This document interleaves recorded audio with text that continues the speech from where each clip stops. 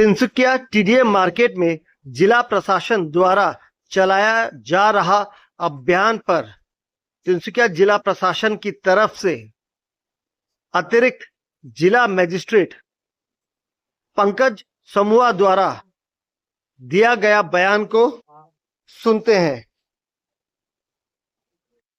ইতিমধ্যে অৱগত যে টিডিএ মাৰ্কেট কমপ্লেক্সৰ যিখিনি দোকান আছে 184 ইয়াতে দোকান আছে এই দোকানখিনিৰ যিটো এলটমেণ্ট প্ৰচেছ আছিলে সেই এলটমেণ্ট প্ৰচেছটো কেনেকুৱা আছিলে তাৰ ওপৰত এটা তদন্ত এটা চলি আছে।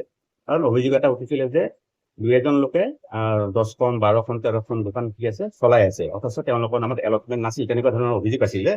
সেইকাৰণে আমাৰ দণ্ডাধীশ পৰ্যায়ত এটা তদন্ত এটা চলি আছে। আমি আজি আহিলো আহি কেইখনমান দোকান চালো আমি আজি চাম যিমানখিনি পাৰো ইমান দোকানখিনি চাম। গতিকে এতিয়া আমি ক'ব পৰা অৱস্থাত নাই যিখিনি চব হোল্ডাৰ আছে ইয়াতে তেওঁলোকক আমি ডকুমেণ্ট প্ৰডিউচ কৰিব দিছোঁ। টিডিএ তেওঁলোকৰ যি এলটমেণ্ট দিছিলে সেই এলটমেণ্ট লেটাৰ প্লাছ তেওঁলোকৰ এতিয়া তেওঁলোকে যি পেন নামত আৰু তেওঁলোকে দোকান চলাই আছে তাৰ supporting document trade licence GST number বা লাইচেঞ্চ লেবাৰ লাইচেঞ্চ যিখিনি ৰিলেভেণ্ট ডকুমেণ্ট আছে সেইখিনি আমি তেওঁলোকক প্ৰডিউচ কৰিব দিছোঁ।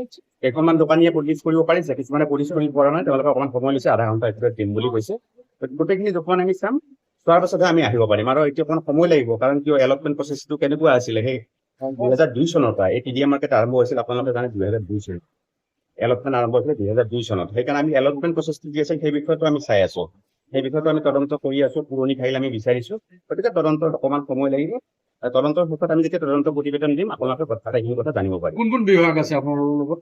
আমাৰ লগত আছে টিডিএ মই আছো এডিএম আৰু আমাৰ এছিষ্টেণ্ট কমিশ্যনাৰ আছে লগতে টিডিএ অথৰিটিৰ মানুহ আছে আৰু মিউনিচিপাল বোৰ্ডৰ মানুহ ইয়াত আছে। জিএছটি বিভাগৰ আমি এতিয়া লোৱা নাই। জিএছটি বিভাগৰ প্ৰয়োজন হলে আমি ল'ম। আমি ডকুমেণ্ট কালেক্ট কৰি আছো। জিএছটি বিভাগৰ আমি প্ৰয়োজন হলে আমি ইয়াতে কাম কৰিম। দাদা এইটো অলটমেণ্ট প্ৰচিডিউৰৰ ওপৰত কিবা ক'ব পাৰিব নেকি?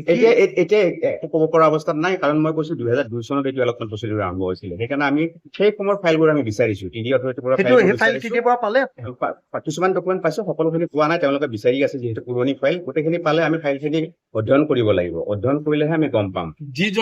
যি দোকানীয়ে যদি ডকুমেণ্ট প্ৰুভ কৰিব নোৱাৰে যদি তেওঁলোকে পাওঁ আমি মানে আইনমত ব্যৱস্থা গ্ৰহণ কৰা হ'ব। এগৰাকী ব্যক্তিয়ে কেইখন দোকান ল'ব পাৰে বা চলাব পাৰে মানে সেইটো মই এতিয়া আপোনালোকক নকওঁ। টিডিএ কি নিয়ম সেইখিনি মই চাব লাগিব। সেইখিনি নোচোৱাকৈ কোৱাটো ভুল হ'ব। সেইকাৰণে আমি ফাইল বিচাৰিছো পুৰণি ফাইল তেওঁলোকৰ এলটমেণ্ট প্ৰচিডিউৰটো কি আছিলে কি নীতি নিয়মৰ আধাৰত তেওঁলোকে এলটমেণ্ট দিছিলে সেই গোটেইখিনি কথা আমি জানিব লাগিব। সেইখিনি আমি চাই আছো পিছত ক'ব পাৰিম। তদন্তৰ প্ৰতিবেদন সকলোখিনি কথা ওলাব। Thank you. ধন্যবাদ।